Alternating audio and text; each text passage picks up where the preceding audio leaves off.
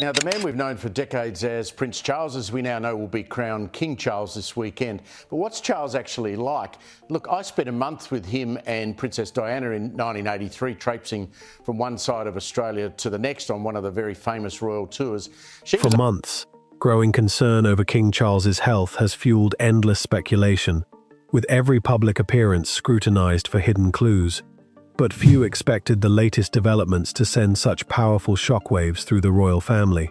The news did not arrive with the loud blare of trumpet fanfares or sudden emergency broadcasts echoing through the streets of London. Instead, the moment that shifted the course of the monarchy occurred in absolute, suffocating silence behind the heavy mahogany doors of Buckingham Palace. A courier dressed in formal palace attire walked down the grand stone corridor, holding a dark leather folder bound with royal gold leaf. Stamped across its center were 4 cold words: Royal Household Confidential. This was not a routine briefing packet or a scheduled political summary. It was the official, finalized medical report, straight from the King's personal physicians, delivered directly into the hands of Prince William and Princess Catherine. William did not read the report casually. He stood completely still in the middle of the room, staring down at the pristine white pages, as if every single word carried the physical weight to alter his destiny. Catherine remained directly beside him, offering her steady presence, while he absorbed news that no son ever wants to hear. The document confirmed what everyone inside the palace had secretly dreaded. King Charles's cancer treatment had reached a definitive, irreversible crossroad, and doctors officially advised that the focus must pivot from aggressive recovery to managing his care. That single heavy realization hit harder than any dramatic newspaper headline ever could. It carried a bleak reality that no carefully polished palace statement could soften. Suddenly, the quiet assumptions about the future of the monarchy evaporated into thin air. Hi viewers, if you believe the truth behind the palace walls should never be swept under the rug, hit that subscribe button right now to stay with us. We are uncovering the darkest secrets the crown tried so hard to keep hidden, and you won't want to miss a single revelation as this scandal unfolds. Behind the scenes, the emotional weight inside the room was almost unbearable. William quietly turned the page, his eyes locking onto a specific administrative clause near the bottom of the document. The text stated plainly that senior sovereign duties and daily royal responsibilities were to be urgently reviewed and reassigned to the heir to the throne. On paper, the phrasing sounded bureaucratic, formal, and sterile, but inside the walls of the palace, everyone understood its true magnitude. It meant that active preparations were officially beginning for a future in which Prince William would be forced to carry the primary weight of the crown far sooner than anyone had anticipated. If you were standing in Prince William's shoes right now, would you feel ready to carry the full weight of the crown? Drop a simple yes or no in the comments below. William's grip on the edge of the report tightened until his knuckles turned pale, before his hands slowly relaxed as he accepted the stark reality sitting before him. There was no anger in his expression. There was no sudden outburst. There was only a heavy, lingering silence that filled every corner of the room. Catherine looked at her husband and saw far more than the future King of Great Britain. She saw a son silently absorbing a devastating personal blow while struggling to keep his composure intact. She knew that within a matter of days, millions of citizens would read similar words across global news networks. But in this fleeting, private moment, the heartbreak belonged solely to a family. Within minutes of the report being opened, strict protocols swept through the palace infrastructure. Household staff received immediate, non-negotiable directives. No off-the-record conversations with outside contacts. No unauthorized travel. No casual remarks to press officers. The palace needed absolute control over the narrative, yet the family desperately needed time to breathe. Yet perhaps the most heartbreaking detail of the entire morning was that King Charles himself was not present in the room when the document was reviewed. For decades, he had stood at the absolute center of every major royal decision, Now, his absence spoke louder than any speech ever could. Before William could even process the words on the page, the heavy doors of the study swung open. A senior royal aide stepped inside, his voice trembling slightly as he delivered an urgent message. An unexpected medical emergency had just occurred at Windsor Castle during a private family gathering. To understand how the royal family reached this critical crossroad, one must look back to the quiet evening at Windsor Castle that set everything in motion. It didn't start with a frantic medical call or a sudden rush of security guards through palace gates. It began behind closed doors during what was supposed to be a simple, private family dinner. King Charles had gone into that evening deeply determined to project absolute strength and stability. His goal was straightforward: sit down with his immediate family in a relaxed setting, outline upcoming royal engagements, and reassure everyone that he remained entirely capable of carrying the enormous burden of the crown.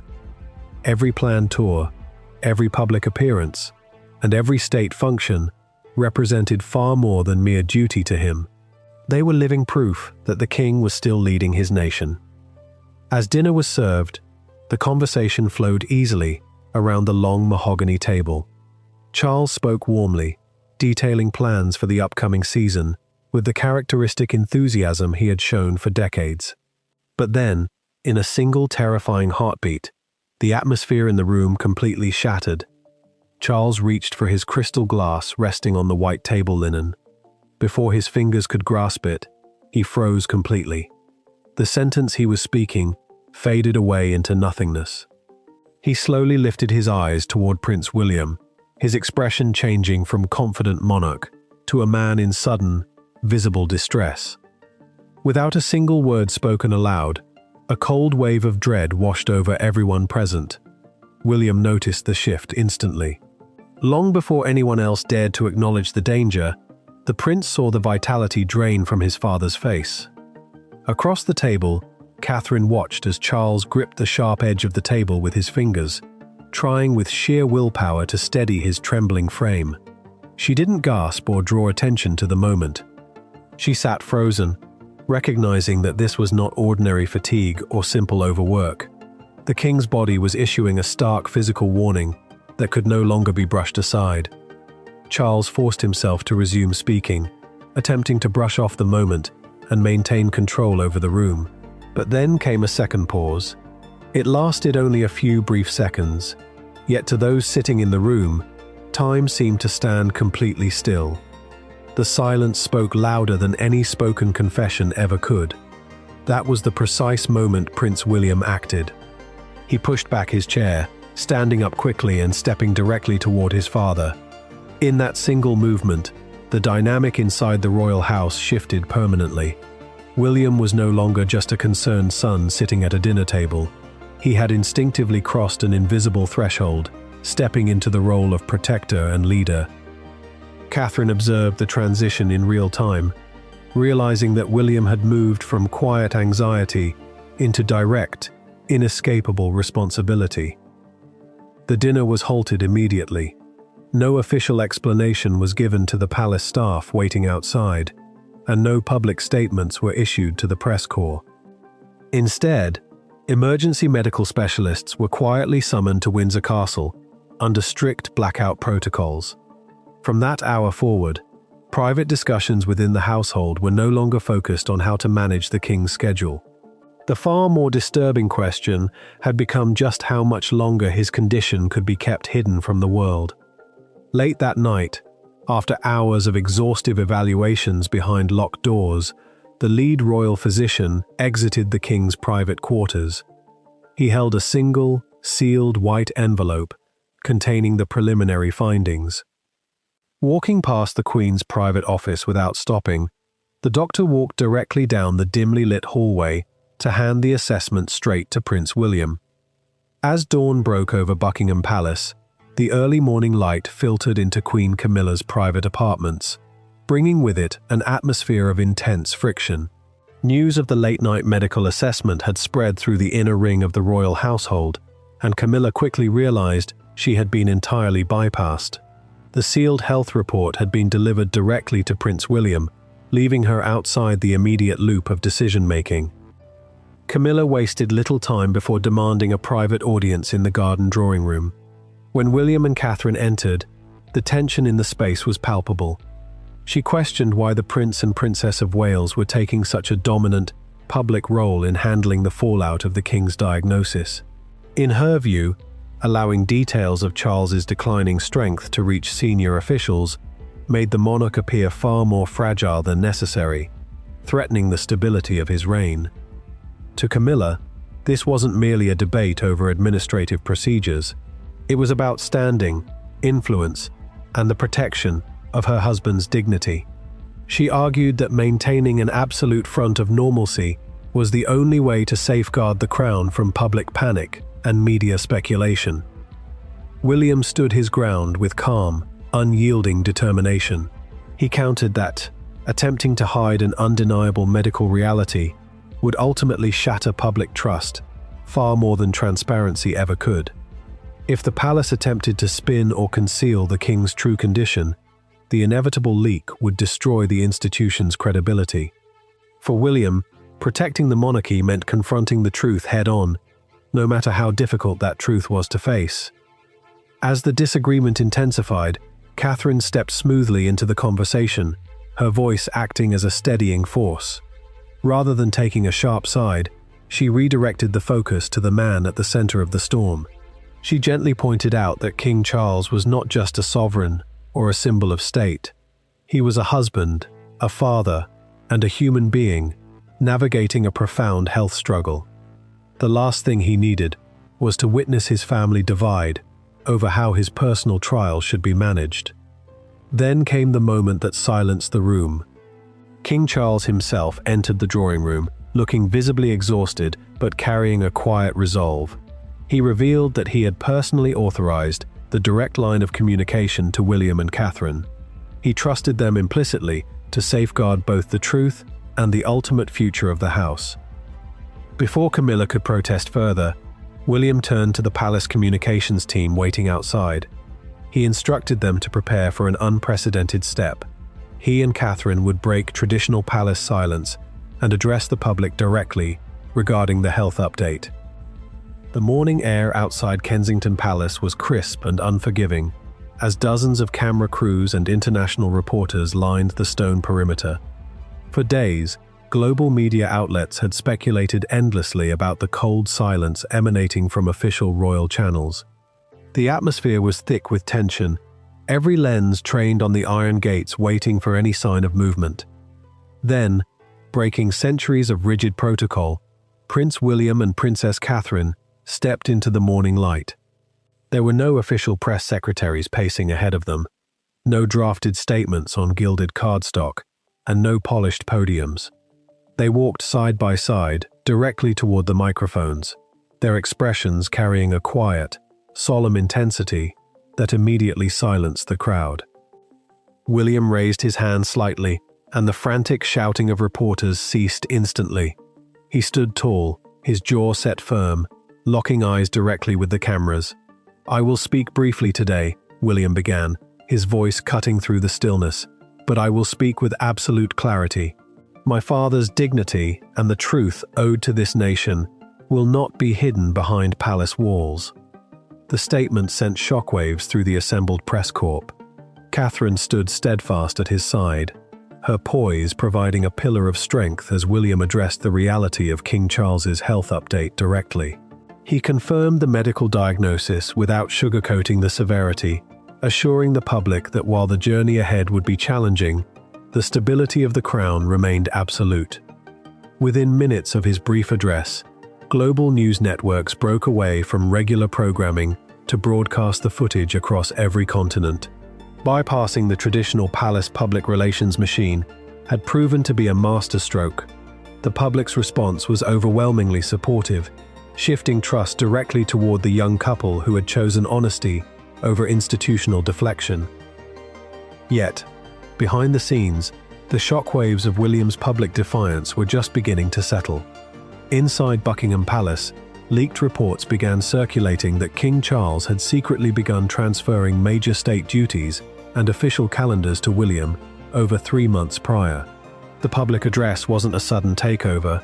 It was the public revelation of a transition that had been carefully prepared in total dark. As news of the secret calendar transfers swept through political and royal circles, King Charles watched his son's broadcast from his private study.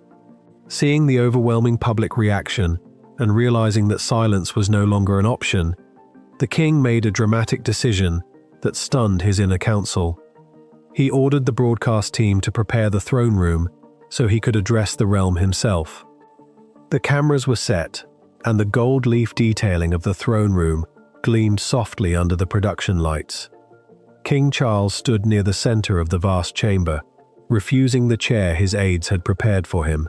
He chose to stand, leaning subtly against the polished wood of a side table to maintain his posture. When the red light flared, signifying that the broadcast was live across the entire realm, he didn't assume the distant, authoritative posture of a sovereign. He looked directly into the lens with raw, unfiltered humanity. In his address, Charles acknowledged the health updates that had stirred the nation, speaking of his illness not with despair but with acceptance. He praised Prince William and Princess Catherine for their courage, their transparency, and their unwavering dedication to the kingdom. He made it explicitly clear that every step taken by his heir had been executed with his full knowledge and blessing. When the live feed cut, the broadcast crew quietly packed their equipment and vacated the room, leaving the monarch alone in the quiet space. Moments later, the double doors opened and Prince William walked in. For the first time in weeks, there were no press officers, no medical advisors, and no court officials standing between them. Father and son sat down together in the fading afternoon light. Charles reached into his jacket and retrieved a small, worn red leather dispatch box, the symbol of sovereign authority and private state communications. He placed it on the table between them and slid it toward William. Charles confessed that he had known the true severity of his physical decline months before the official medical reports were finalized. He explained that his greatest priority had not been clinging to the power of the throne, but ensuring that William was fully prepared to carry the mantle without being overwhelmed by a sudden crisis. He asked his son not to approach the massive responsibility with anger or resentment over the past, but with the calm, steady duty of a son protecting his family's legacy. William looked at the red box, then at his father. The tension that had simmered between them for years seemed to dissolve in the quiet chamber. He realized that the transfer of duty was no longer a distant event on a future timeline. It was happening in that exact moment, under the most emotionally heavy circumstances imaginable. He reached out, his hand resting over the cool brass lock of the dispatch box, accepting the unspoken transition as the king looked on with quiet pride. The reality of the quiet shift settled over Buckingham Palace with permanent, irrevocable weight. Across every administrative wing, official calendars were quietly pulled, rewritten, and reissued. Senior staff members who had spent decades reporting exclusively to the king's private secretary now directed their urgent briefings to Prince William's desk at Kensington Palace. The monarchy had not fallen, nor had it yielded to chaos. Instead, it had adapted beneath the immense pressure of a private family tragedy. Queen Camilla walked through the state apartments late that evening, observing the subtle changes taking place around her. Seeing Prince William step into the breach was no longer a point of contention. In the end, she recognized that protecting King Charles's remaining strength meant stepping back and allowing the next generation to carry the heaviest load. The tension that had briefly threatened to tear the inner circle apart gave way to a solemn, united front. In the quiet privacy of their residence, Princess Catherine opened her leather-bound journal. Sitting by the soft glow of a desk lamp, she reflected on the turbulent weeks that had fundamentally altered their lives. She dipped her pen in ink and wrote down a simple, profound truth that captured the essence of their defining test. True strength lies not in wearing the crown, but in holding each other steady while carrying its weight. She closed the book gently, the soft rustle of the page echoing in the stillness of the room. Prince William stood alone by the tall window of his father's private office, looking out over the illuminated gates of Buckingham Palace and the vast cityscape of London beyond. The brass dispatch box rested on the desk behind him, unlocked and ready for tomorrow's state business. He was no longer just the heir waiting in the wings. He was the acting anchor of the institution, standing firm in the gap between the weight of his father's reign and the inevitable dawn of his own. The public update had been delivered, the family had united, and the future of the crown was secured. But as one door closes inside Buckingham Palace, another mystery opens behind closed doors. What was the hidden third clause inside those sovereign transfer documents that palace lawyers tried to bury at the last second? And what was Prince Harry's secret, immediate response when he received the private medical call from London? Make sure you are subscribed to the channel right now, because in our very next video, we are breaking down the classified transcripts and the frantic transatlantic call that shocked the royal household. Click the video on your screen right now so you don't miss a single detail.